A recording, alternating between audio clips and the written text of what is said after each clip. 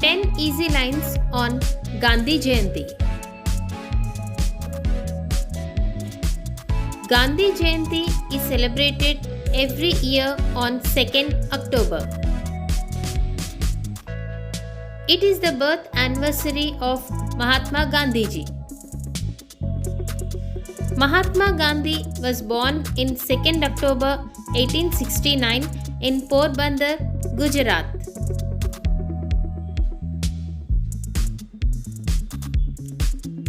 His full name was Mohandas Karamchand Gandhi. Mahatma Gandhi ji was a great and powerful leader of India.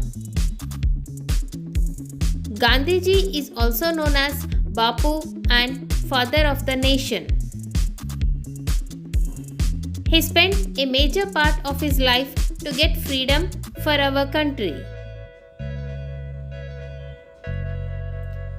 Gandhi Jayanti is also known as International Day of Non-Violence. It is a national festival of India. Mahatma Gandhi is a perfect example of simple living and high thinking. Thank you for watching this video. For more videos, please like and subscribe our channel. Thank you.